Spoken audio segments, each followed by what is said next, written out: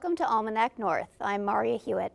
Tonight on Almanac North, our civics conversation continues as we examine the role, responsibilities, and civil impact of mayors in our region. That's coming up, but first, businesses interested in owning and operating electric vehicle charging stations can now apply for $47 million in grants, according to the Minnesota Department of Transportation. The funds will be used to build and maintain EV fast charging stations, primarily along I-90, with additional charging stations along I-94 and I-35. This latest request for proposal is the second round of EV charging station funds to be distributed by MnDOT as a part of the National Electric Vehicle Infrastructure Program. Businesses interested in applying need to meet the following requirements.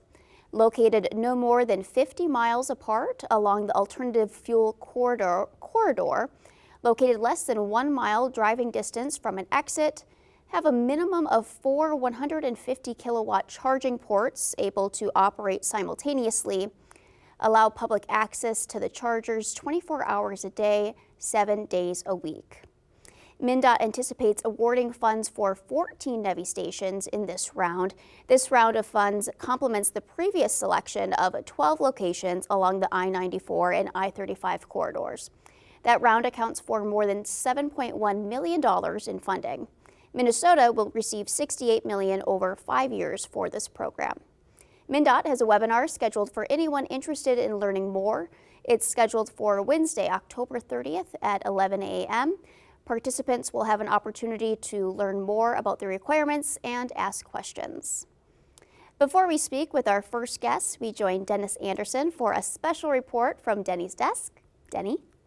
Thank you, Maria, and welcome to Dennys Desk, where today we're getting ready for Halloween on a budget.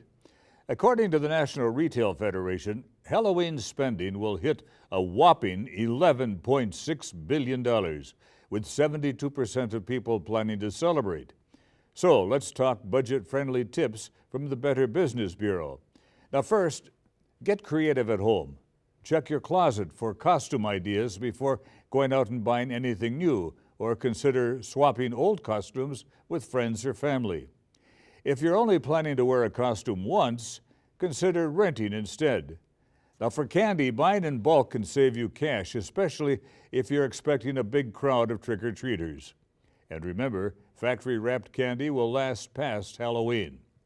When shopping at seasonal stores, always understand the return policy. These pop-up shops may not be open after October 31st, so be certain before you buy. Online shoppers, make sure you're on a secure website and use a credit card for added security. Another way to celebrate and save money is to make decor at home. Use household items like cardboard, old sheets, and markers to create spooky props. Recycle glass jars into lanterns, or make spider webs from cotton balls. Not only is it fun, but it also saves money. And lastly, if you're buying tickets to a haunted house or some kind of special event, check the business online.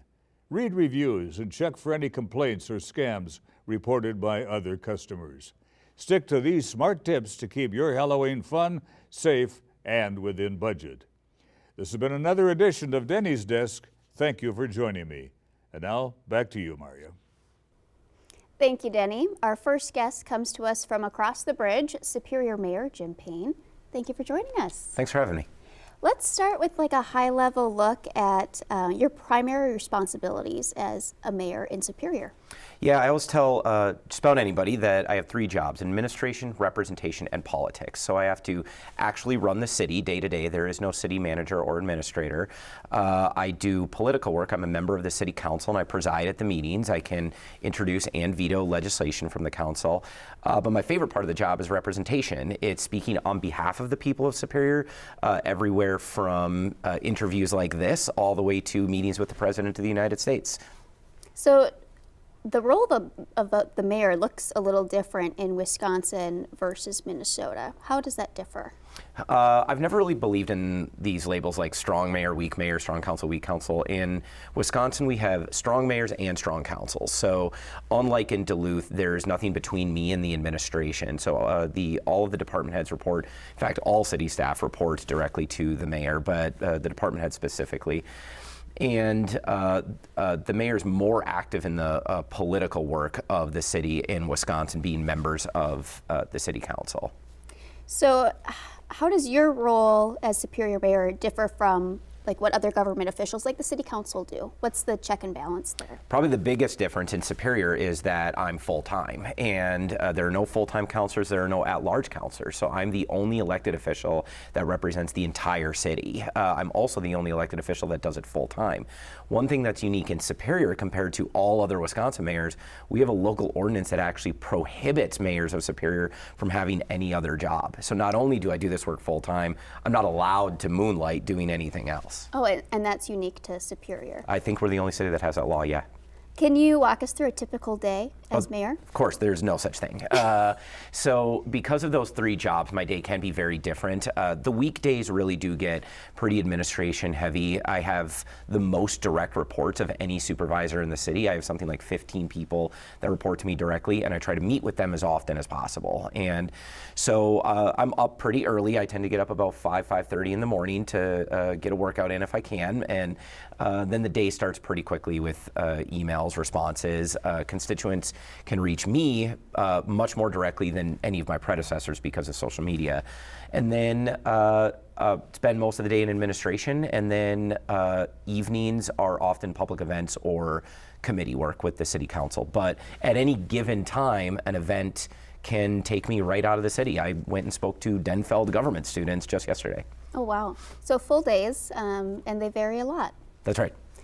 What skills or qualities do you think are essential for someone who wants to be a mayor? I think you have to be connected to the community, and you have to be honestly connected to the community. I keep a list of political rules to keep me grounded, and one of them is do the dishes, which means if you're going to be part of an organization, whether you're the mayor, whether you hope to be in public life, don't just move yourself to the front of the room. There's plenty of people that can chair the committee meeting, that can be president of the organization, but somebody has to wash the dishes at the church dinner and do all the regular volunteer work. And I think if you are willing to do the real work of community, that on the ground work, you're going to be connected to the real needs of the community, and you're going to represent them better. How does the role of mayor impact the long-term vision and growth of a city? I don't think there's any single person that has more influence on the overall development of a community. Mayors in Wisconsin have an incredible amount of power, and if you have a strong, clear vision, you can influence quite a bit. And it's not just within the city. You know, as I said, I spend a lot of time in Madison, I spend a lot of time in Washington, I work with a lot of other elected leaders, and I can help influence and draw attention from the state or the country to our community and build a place that's just better than where we were living before. Do you think there's some misconceptions that people have of the role of mayor? Yeah, the biggest misconception is that it's a miserable job. You know, I'm not going to pretend that it's not hard sometimes. There's a lot of criticism. There's plenty of unfair criticism. And yes, my trips to the grocery store take far longer than anybody else's. But make no mistake, this is the coolest job in the world. I get to, unlike almost anybody else in elected life, going all the way up to the President of the United States, I get to help people every single day. There's so much I can do to impact people's lives, often with just my own influence or authority. And the ability to help people that often, to make a difference in your hometown, there's just nothing more exciting than that. When you're balancing the needs and wants of different organizations in the community, what does your decision-making process look like? I try to always start with what is in the best interest of the people, of the city as a whole. I'm never willing to tell a person I can't help them individually. We can do that. We do that all the time. But our primary responsibility has to be what's best for the people at large. And so if a decision can benefit everybody, then it's an easy decision. If that's not so clear, or there's no real large public impact, I'm happy to help individuals, whether it's development projects. We help developers all the time build their projects, partially because it's good for the public, but also when you help any one business, it's good for everybody. That goes down to individuals too. I will fill somebody's pothole that day if they get a hold of me.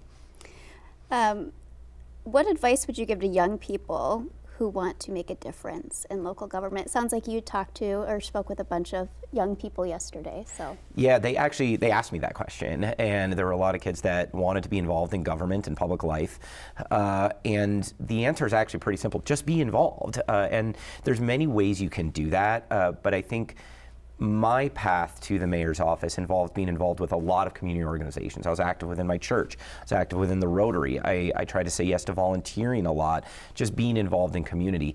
But there's many other things you can do too. If you're interested in affecting national politics, consider interning on a campaign or going to Washington to study and then interning in Congress, or even in your state houses in St. Paul or Madison. There's a lot of ways to be involved, and service is the only legitimate way to power in a democracy. And for residents in Superior, how can they get involved in the decision-making process? I'm a firm believer that government is not in charge in a democracy. Everybody's in charge in a democracy. And I think we do a good job of that in Superior. We invite the public to every single one of our government meetings, committee and council. We try to make ourselves very accessible, and we treat the public as though they are actually in charge, because they actually are. Now, we have to govern by majorities and consensus, of course, but your voice won't be heard if you don't speak. And so any way you can speak out, whether it's reaching out directly to an elected official or attending some of these government meetings, listening to what's going on and weighing in, your opinion actually will matter. Mayor Payne, thanks for joining us and offering your perspective. Of course, thank you. Our next guest is a mayoral candidate for Bovey, Minnesota, Tony Youngk. We reached out to the other candidate, Michael Bibich, but he was unable to join us tonight. Tony, welcome to our show. Well, thank you very much. Appreciate it. Well, why did you decide to run for mayor of Bovey? Well, I've lived in Bovey for 9.5 years, and I kind of sat back watching how things are being done and whatnot, and I think we can have some improvement on how things are going. So I'm hoping that I can bring more foresight to what we need to do to help elevate us. What are some challenges you see the people of Bovey facing? Our biggest challenge is money, tax money. The city has a hard time to be able to raise their taxes to get any infrastructure in and such. I like to say the city's this much, the county's this much, the state's this much. I would love to have all the mayors of the small towns along the range get together with our state and local representatives and go to the state and plead with them and say, we need to take some of your money and put it into these towns. Right now, as everyone knows, taxes are quite a bit high, and that's due to inflation as well as everything else. We need to put money back into these smaller towns, otherwise we'll be taxed out of a town. The town will be a ghost town, and that's my main goal, is try to work with getting something done. If you're elected, what immediate actions would you take to make a positive impact in the community? That would be the immediate action getting started. And then there's some, well, whether it be zoning, or we got some issues that need to be addressed to help with all the population, not just a specific few. I could see this town being able to grow a little bit. I want to bring some tax dollars in by getting a couple of businesses in that would be light manufacturing, which we have the room to do that. But again, I'm going to plead with the state and try to get some money from the state into this so that we can survive. Because once we can get these businesses in, we're going to be able to be self-sufficient. Right now, we're scraping by.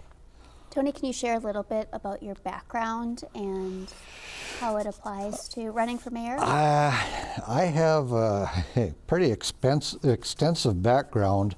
I was a builder for 33 years, construction. I worked at the paper mill for a total of 37 years. That's at Bland & Paper Company in Grand Rapids.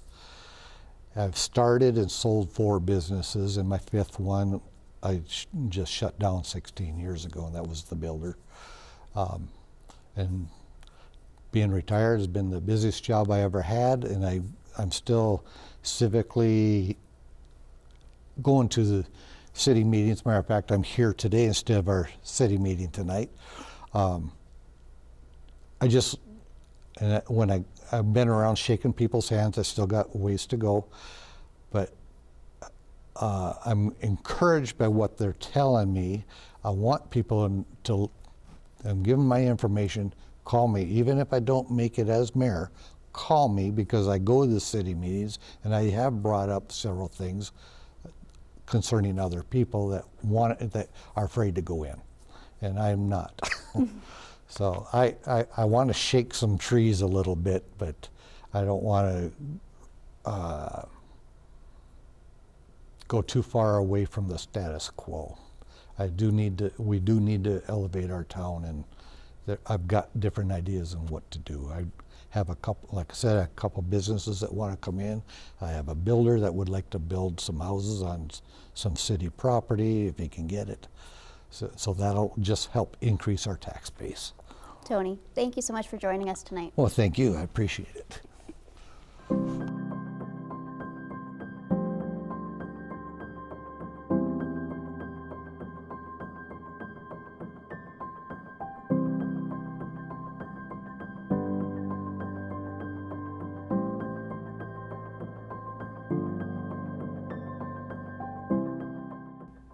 Next on Almanac North, I'm joined by Alexis Pogorelskin, author of Hollywood and the Nazis on the Eve of the War, The Case of the Mortal Storm. Alexis, thank you for joining us. Hi, nice to be here. I'm here to talk about my book, recently published by Bloomsbury Press, and just to give you a little background about it, I'm dealing with a novel and a film.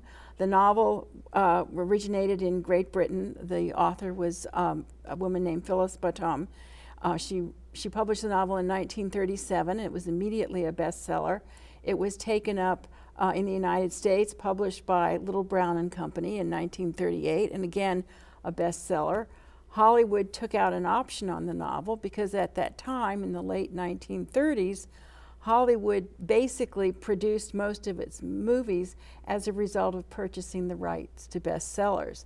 And I think one has to remember that at this time, in terms of media and communication and entertainment, it was bestsellers, novels, radio to a degree, but the most important medium was movies. Mm-hmm. And when a novel was optioned by a movie studio, that meant it truly was a success. And in this case, The Mortal Storm came out as a film in June of 1940.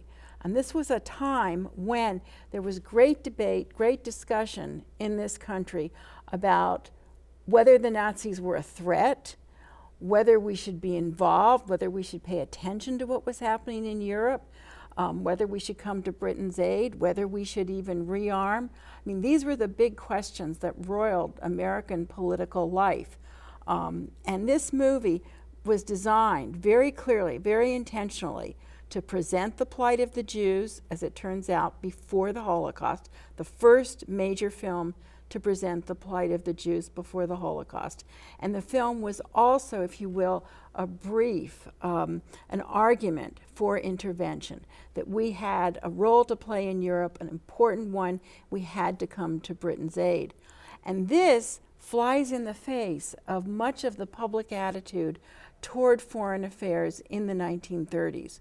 The 1930s was probably the most anti-Semitic decade in American life. It was also a time when there was a sense that we should not have been involved in World War I. It wasn't our fight, it wasn't our war. We had no business engaging in that. The British were enticing us once more into a conflict for their own interests, not ours. And moreover, who were the Nazis? Who was Hitler? What did they portend? There was no sense of the danger, of the threat that loomed. And as a result, believe it or not, the novel, The Mortal Storm, was the first major work of fiction to depict the Nazis as villains. And it wasn't published in this country until 1938. I mean, what we think of as a natural in American movies, you know, the Nazis as villains, none of that existed in American popular culture until the novel The Mortal Storm. And then the movie. Now, the interesting thing about the movie is that it was made originally one way and released another. Originally made, the characters who were at risk for persecution by the Nazis were named Jews. They were Jews. That was the truth. When the movie was remade and released, they became non-Aryans. And this was a term that MGM used on purpose to try to hide, to obfuscate the reality of the identity of its main characters.